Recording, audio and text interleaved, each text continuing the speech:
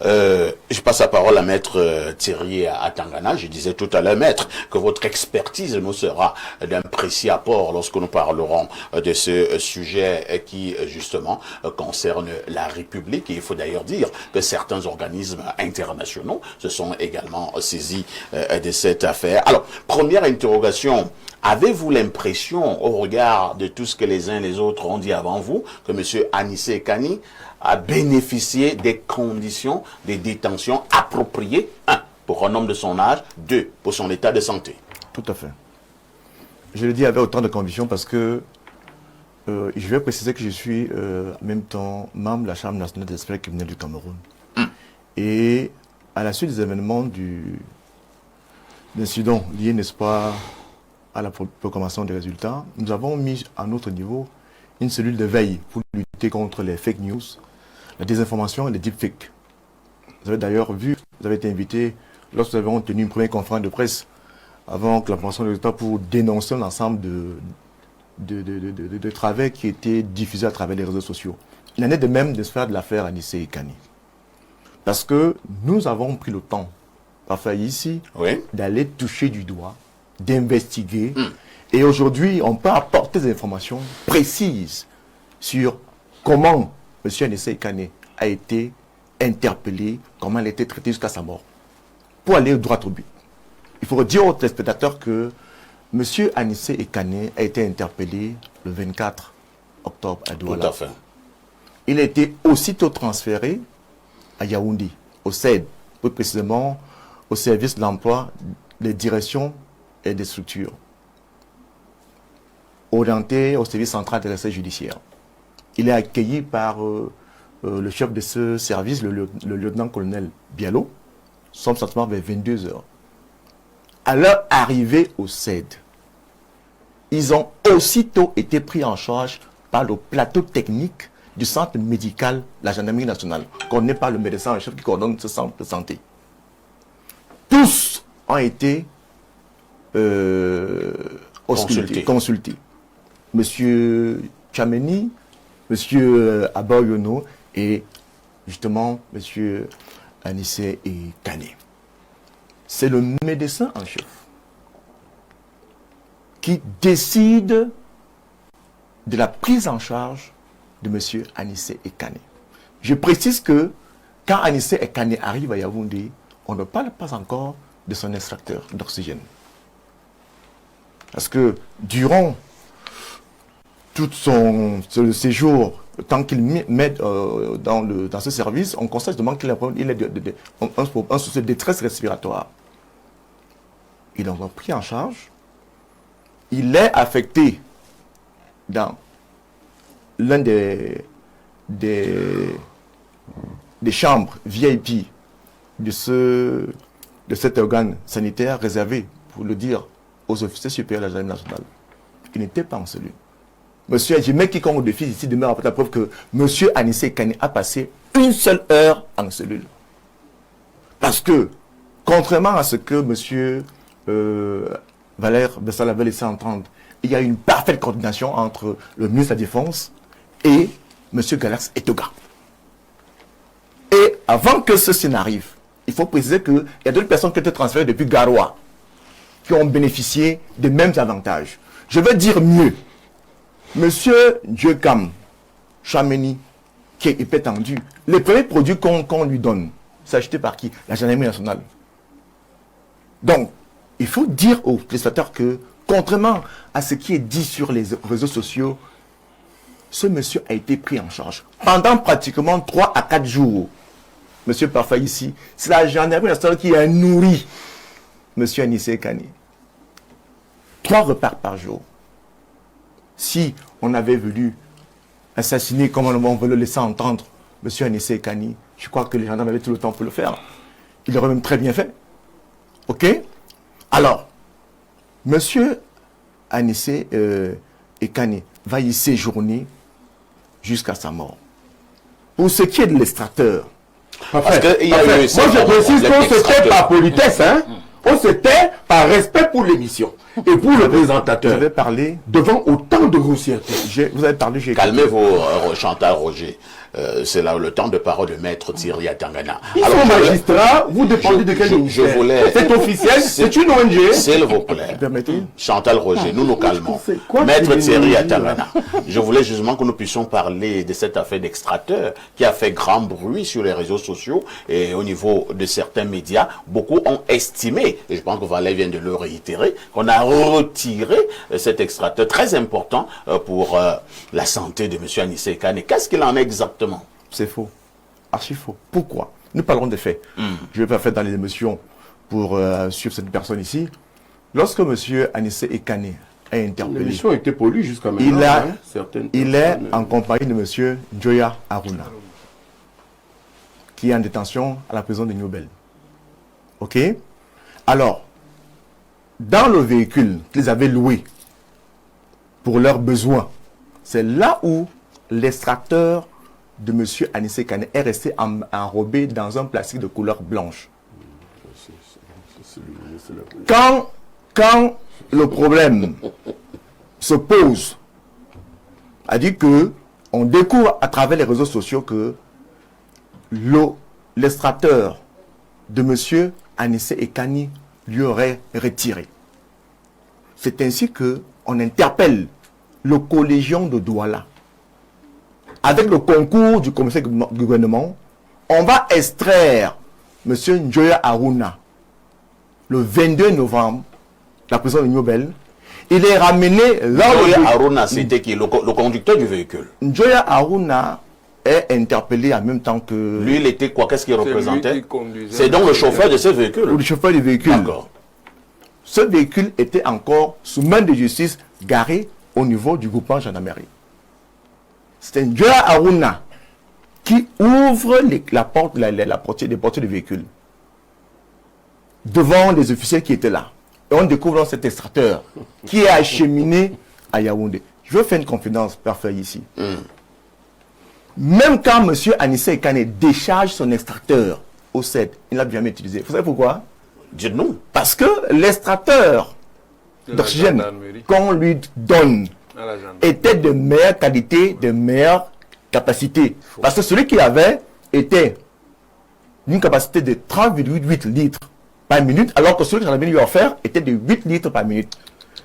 Jusqu'à ce que M. Anissé Kane décède, il a fait le choix spontané de ne pas utiliser cet autre extracteur. Mieux encore, autre chose que vous devez savoir, M. Anissé Kane avait révélé aux gendarmes les 2 médecins avec lesquels le centre médical devait travailler pour son suivi médical. Un neurologue, l'hôpital de la Quintini, un autre médecin basé ici, l'hôpital général de Douala. Donc, à aucun moment, on a prescrit ou pris des initiatives pour la santé de M. Anissé Kane qui n'ait pas eu l'accord de ces 2 médecins. M. Ekane a régulièrement passé des scanners au centre Pasteur, au laboratoire Prima. Vous savez, en termes de référence, on ne trouve pas mieux. Donc, lorsqu'on entend des gens dire que M. Anissé Kane a été assassiné, M. Kane a fait ci, a fait ça, j'ai envie de poser une seule question. Est-ce que nous pensons tous assis sur ce plateau que son interpellation était planifiée? Parce que pourquoi on dit que son interpellation a été planifiée? Non! M. Anissé Kane était poursuivi pour des faits criminels bien précis. C'est comme ça qu'on arrive à son interpellation. On ne va pas, sans moi je suis d'accord avec M. Chantal, tuez-le. Contrairement à ce qui a été dit sur la toile, il n'y avait pas d'armes au moment de la perquisition de M. Anissé Kane. Ça, au moins, c'est un fait qui est constant. Il n'y avait pas d'armes. Il y a d'autres faits qu'on a saisis en sa possession qui ont davantage conforté les OPJ dans l'enquête qui a suivi. Je vais vous poser une dernière préoccupation, parce que j'ai dit qu'on va bénéficier de votre expertise. Alors, si l'on vous interpelle, parce qu'au niveau de la toile, au niveau des médias et même certains organismes internationaux, cela insiste sur le fait qu'il avait des problèmes de santé sérieux, graves. Il avait déjà un certain âge. Est-ce que, au regard de cela, on doit absolument vous interpeller, même si vous êtes, entre guillemets, répréhensible de quelques faits? Que dit la loi? du fait de l'âge, du fait de la santé, est-ce qu'on peut être interpellé? Ce serait trop facile. Je crois que si on est un peu sérieux, si on fait preuve de bonne foi, on est d'accord pour dire que à aucun moment la maladie ne suspend l'enquête préliminaire. C'est pour ça que la loi prévoit justement que tout suspect peut se faire assister par le conseil de son choix, par le médecin de son choix, par l'avocat de son choix, lorsqu'on est malade. Et aujourd'hui, au niveau, n'est-ce pas, de la gendarmerie, puisque nous en parlons, il y a un accent qui est mis sur les prises en charge des personnes suspectes, encore suspectées d'avoir commis une infraction. Donc, pour ma part, et conformément aux dispositions légales, le fait d'être malade n'entraîne pas extinction des poursuites. Ça ne s'est jamais fait. Pire encore quand on est en détention. Merci, maître. Voilà, en réalité, les faits, selon maître Thierry Atangana. Je passe la parole au politologue. Mathias Eriko Wonangini, professeur, avez-vous l'impression que la mort d'Anissé Kane soit également pour le récupérer sur le plan politique? Merci de me donner la parole. Avant de vous répondre, je vais d'abord adresser mes sincères condoléances à la famille Ekane à la suite de la perte de M. Anissé Georges Ekane, homme politique et militant bien connu au Cameroun.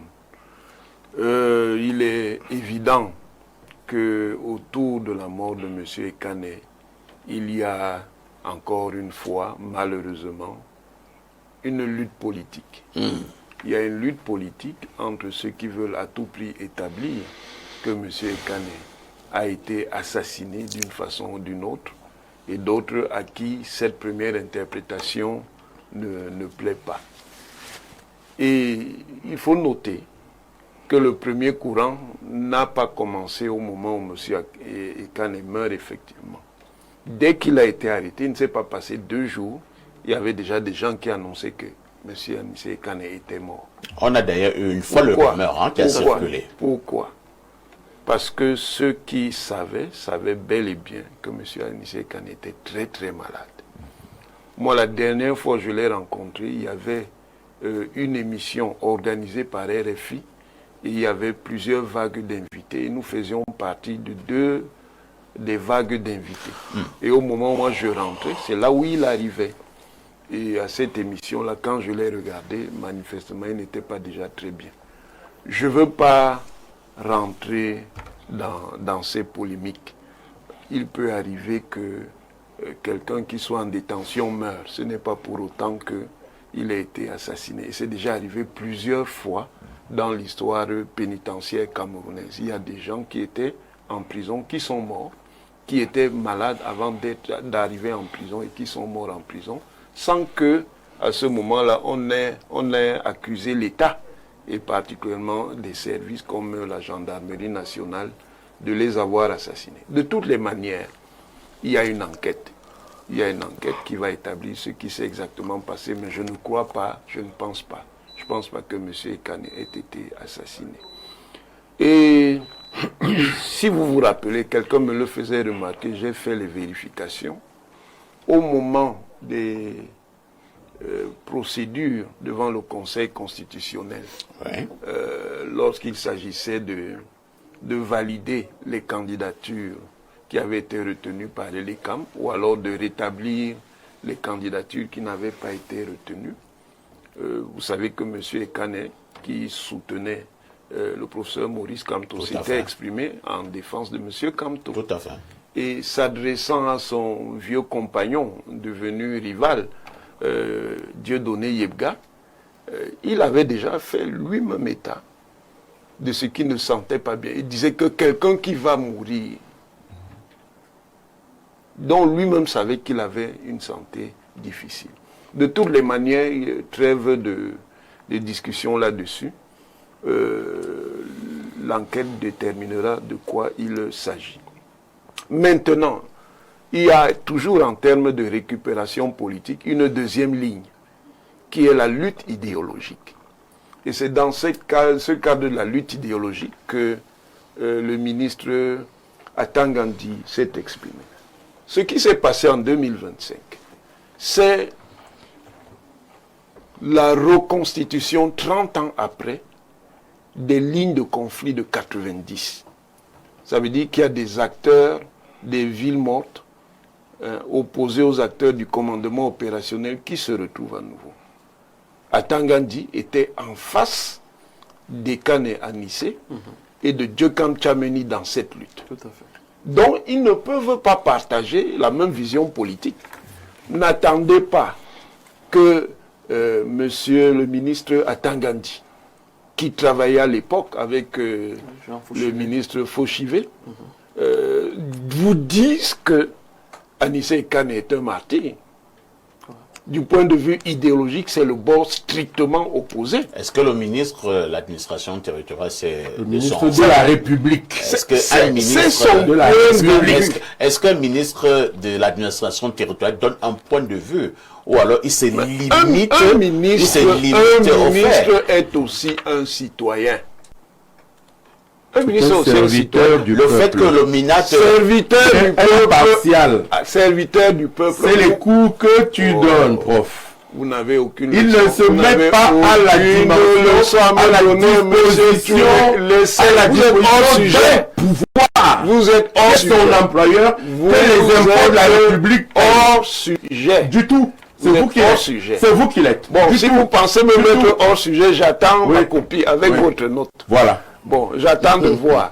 Je dis. Restons sur le Je dis. J'attends de voir la vôtre. Est-ce que c'est le rôle d'un MINAT de décider de qui est martyr, de qui ne c'est son point de vue, il ne décide pas. Est-ce qu'un ministre vous dit en tant que citoyen quelle est sa perception? Non. Vous pouvez ne pas la partager, c'est votre affaire, vous pouvez la partager.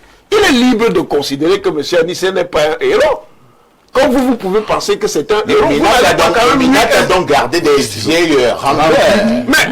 Mais monsieur Anissé, vous m'amusez beaucoup. Ah bon? L'histoire de notre pays depuis 1945 est traversée par une ligne de clivage qui n'est pas encore terminée, monsieur. C'est ça. Et qui est même encore très active. Et qui est même en train de se réactiver. Vous parlez même de quoi? Donc vous ne pouvez pas lui demander. C'est son point de vue. Quel clivage?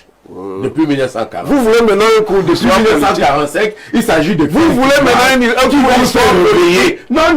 Moi, je ne suis pas d'accord avec cette façon de penser. Il y a un ministre... Monsieur, tu es exprimé pour monsieur Atangandi. Vous n'allez pas imposer aux autres de la République. Le MINAT est aussi un citoyen. Il s'est pas... Ministre, président, roi, empereur. Dans le bureau de l'État. On est d'abord membre d'une communauté politique. Merci de le On est d'abord il ne parle pas dans sa famille, ni dans un bar, mais dans le bureau de la République. Dans le bureau de la République, ça empêche d'avoir des opinions personnelles? Je suis surpris. Mais oui, ça n'a rien à voir avec votre travail, monsieur. Le travail, c'est le travail, l'opinion, c'est l'opinion. Merci. Une femme a dit, il me laisse parler, monsieur. Il a parlé, est-ce que quelqu'un s'est exprimé? Professeur de terminer. Vous voyez la censure. Donc, il y a une ligne idéologique des gens qui pensent qu'ils vont imposer leurs opinions aux autres. Et ça, c'est contre le pluralisme, monsieur. Vous pouvez ne pas partager mes opinions, je peux ne pas partager les vôtres, mais chacun d'entre nous, nous avons des opinions. Donc, autant il y en a qui disent que M. Anissé Ekane est un héros, autant il y en a qui pensent qu'il ne l'est pas. Ça, c'est un débat idéologique. Et chacun se positionne comme il veut par rapport à ce débat. Merci. Ça m'amène à revenir sur une grande émission que nous avons organisée ici il y a près d'un an au sujet de Ernest Ouandji. Maintenant, il y a ce problème qui se pose également. Mais c'est en continuité, monsieur Haïssi. Il y a ce problème. Vous savez pourquoi c'est en continuité? Non, professeur. C'est en continuité précisément parce que le modèle politique d'Anissé Ekane, c'est Ernest Ouandji. Et vous aviez vu que lorsque M. Limbi Lobé mettait en question les actions de M. Ouandji en tant que commandant en chef de l'ALNK. Ça, c'est son opinion, lui aussi. Hein. Ce n'est que son opinion. Dans le Mungo, est-ce qu'il comprend même ce que je suis en train de dire? Parce que l'UPC, c'était pas un... Quand il mettait en question, les exactions imputés à tort ou à raison à M. Ouandi en tant que commandant en chef de l'ALNK, l'une des personnes qui a réagi vivement contre M. Limbi Lobé, c'était précisément M. Anissé Kane, pour qui Ouandi était un modèle. C'est ça dont M.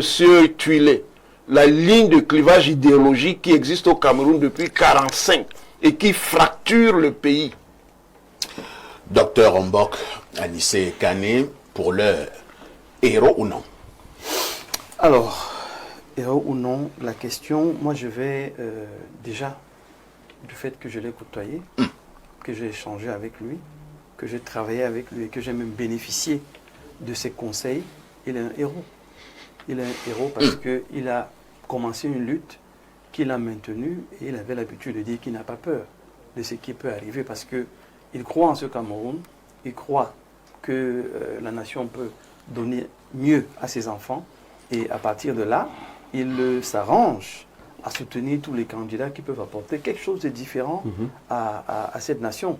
Au souvenir, et c'est le ministre Anguine qui en parlait, et je veux rappeler cela parce que c'est très important. Le ministre Anguine rappelle que quand ils ont été arrêtés, justement dans les années 92... C'est lui qui l'avait mis en détention judiciaire. Voilà, 90. Et là, Anissé dit, le président Biya a fait des choses, c'est bien, mais nous voulons plus. Il faut qu'il continue, qu'il fasse davantage. Parce que le Cameroun mérite mieux, mérite davantage. Alors, moi, je vais prendre la question sous un autre angle. Parce que je ne peux pas mieux dire que ce que M. Valé Bessala a dit, ou Chantal Roger, ou même ce que le juriste et le professeur ont dit. Il faut aujourd'hui qu'on comprenne très bien que 35 ans plus tard, nous ne pouvons pas faire autre chose que faire d'abord des États.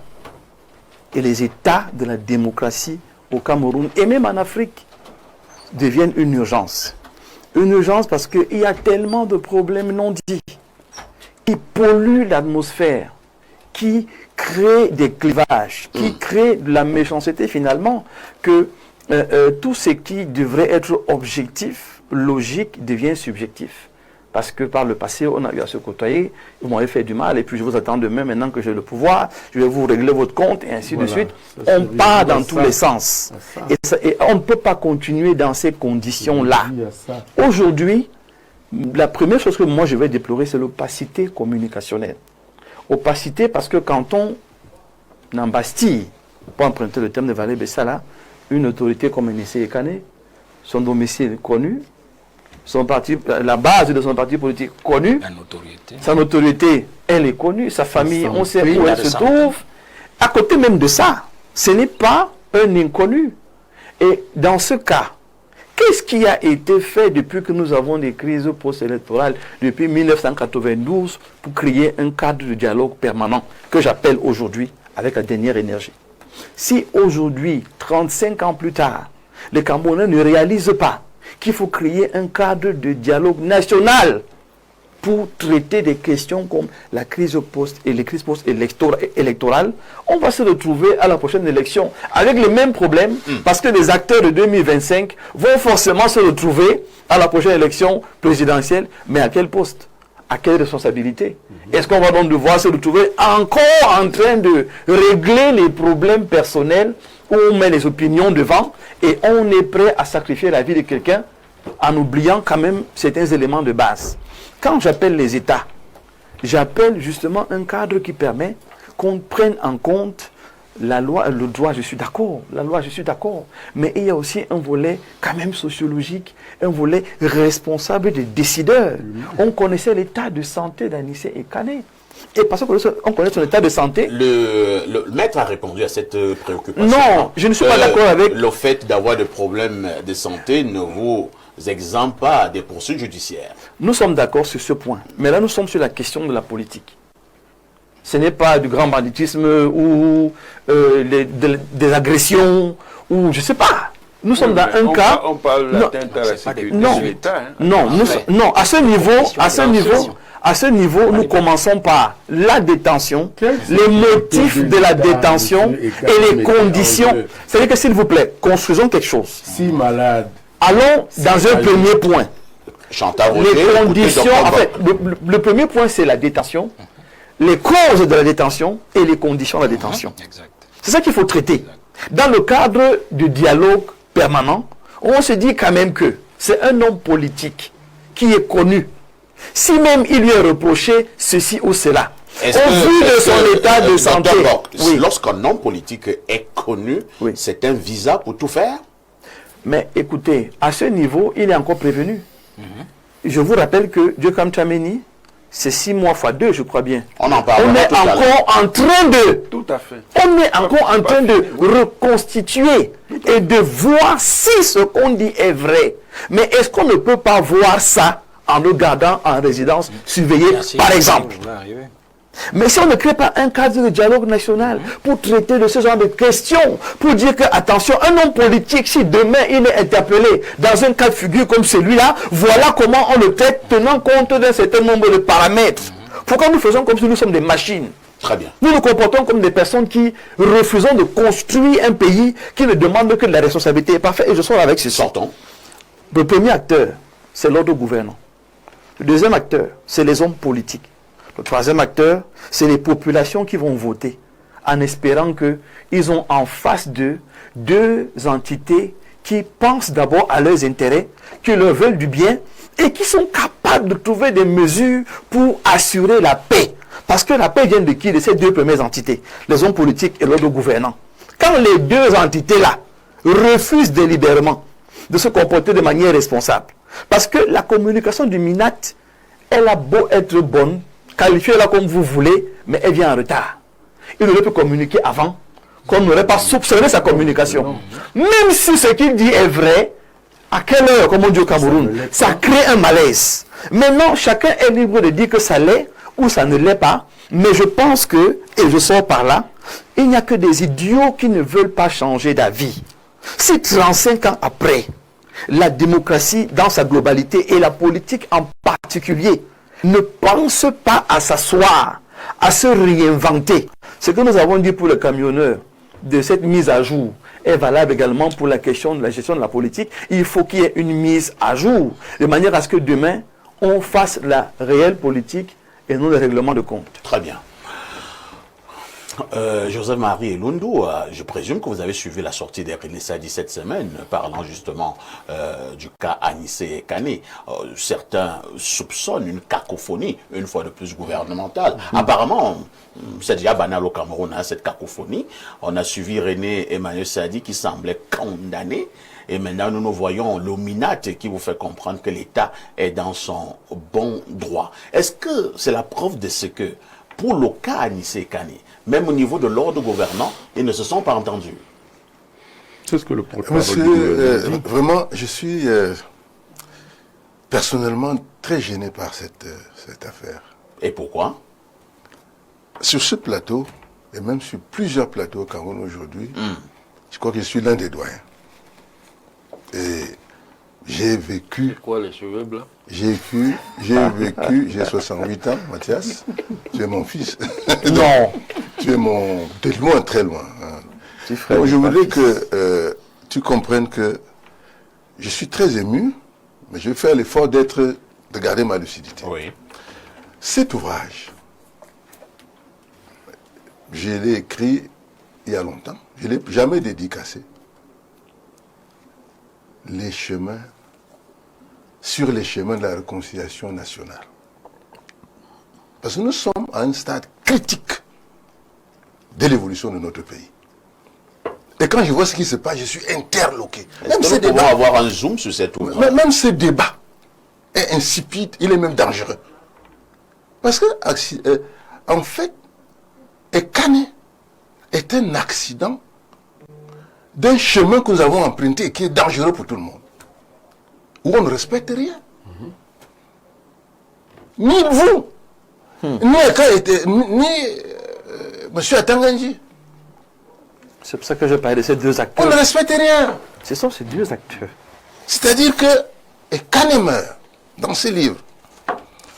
dans le remerciement, j'ai dit, sur l'itinéraire de notre contribution à l'émancipation du peuple et la sensibilisation de nos gouvernants, nous avons rencontré des gens formidables. Quelques-uns nous ont marqués d'une manière ou d'une autre. Beaucoup ont été combattants à nos côtés, tels que Bernard Mouna, Saïdou Maïdadi, Alice Sadio, Hubert Kamgang, Aoumou de regretter mémoire, Beau Daniel, Anissé Ekane, Bandakani, Kawala. Ça, c'est des acteurs d'une époque. Lorsqu'on vous les présente aujourd'hui, ce n'est plus le même visage. Ouais. C'est-à-dire que les évolutions de notre société ont complètement muté, transmuté. De sorte que beaucoup de gens ne savent même plus où on va. J'ai traité un dossier, un article sur l'insurrectionnisme. Anissé Ekane, Djekam Tchameni et autres, Chiroma sont des insurrectionnistes. C'est une façon de voir le pouvoir. Et Ekane disait, on ne peut prendre le pouvoir que par la rue. Et Ekane, pour lui, la démocratie, les histoires de vote, etc., pour lui, ça n'avait pas... C'était secondaire. C'était la rue. C'était sa règle. Et il avait expliqué pourquoi, même comme ce n'est pas justifié. Non, moi je pense que c'est une conception. En démocratie, une telle conception est-elle admise? Bonne question. Je ne crois pas à la démocratie occidentale. Pour moi, c'est une connerie. En fait, qui nous a été présenté, c'est le pendant du néolibéralisme économique. Il faut bien le comprendre.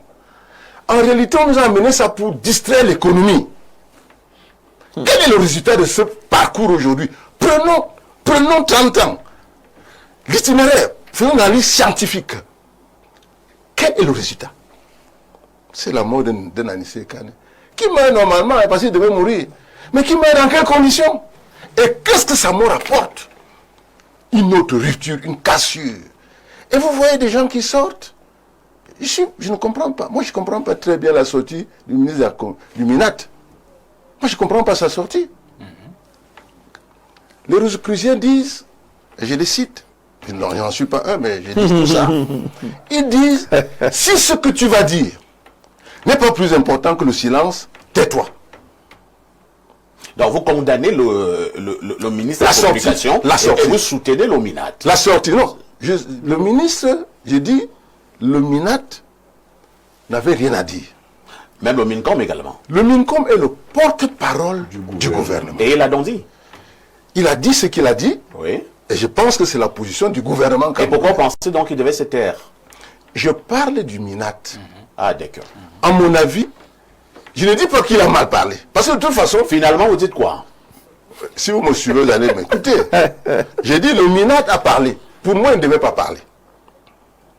Parce que la parole du Minat, qui est un des combattants de cette grande lutte que nous venons de vivre, n'avait pas de place là en ce moment.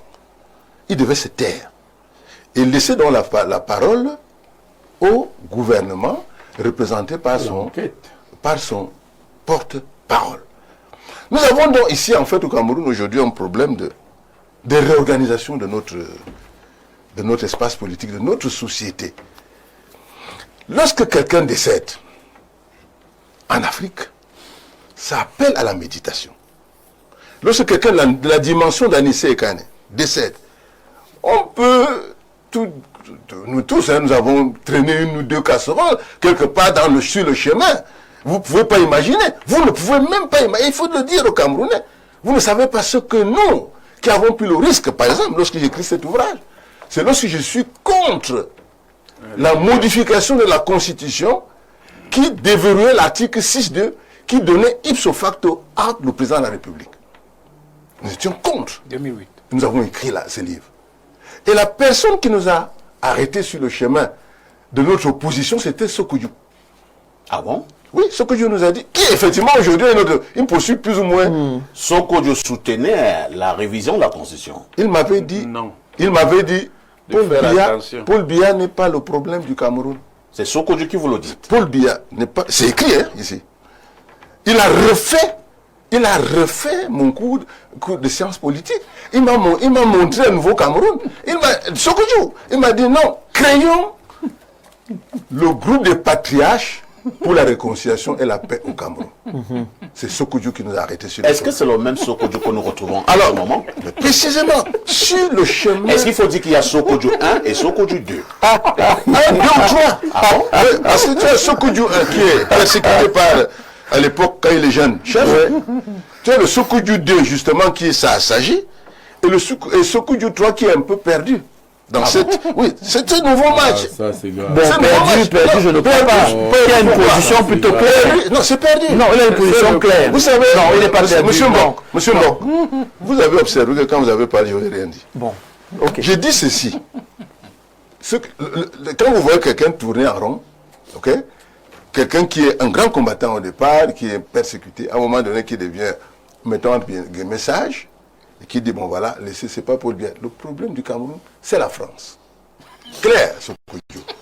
C'est que Sokoudjou vous a dit. Nous sommes en 2007. D'accord. Et je fais le tour du Cameroun sur sa demande pour identifier des patriarches qui pouvaient faire partie de ce groupe. Parmi lesquels les Ndioli Toumba à l'époque, les Yaoundé, les Agna, les Titimouel, qui étaient nombreux.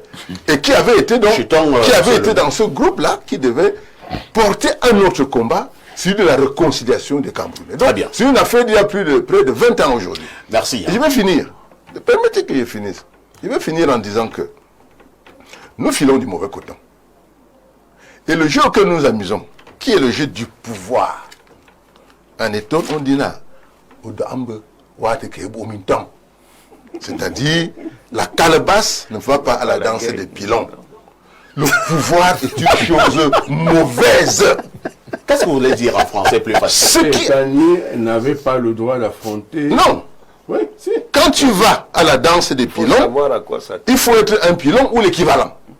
Ou alors tu es mangé. Pourquoi? Parce que quand les pilons dansent, Ça cogne. ça cogne.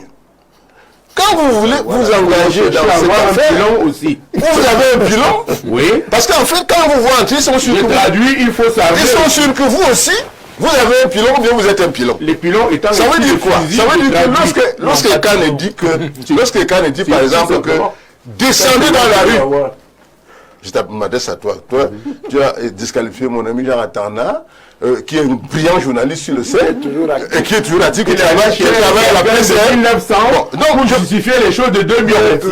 Donc, quand vous dites ceci, que vous avez l'arme du peuple, vous dites descendez dans la rue. Ok? Le peuple descend dans la rue et ferme la rue et empêche le pouvoir de gouverner. Et s'arme. Qu'est-ce que le gouvernement, qu'est-ce que le garde en face fait? Il utilise ses moyens. C'est ça la vérité. Il utilise ses moyens, c'est quoi? C'est qu'il te fait arrêter s'il peut t'arrêter. Et ceux qui sont malins, d'ailleurs, savent que quand on arrête un général... C'est un joli débat. Quand on arrête un général, la guerre est terminée. Merci. Voilà. Nous allons...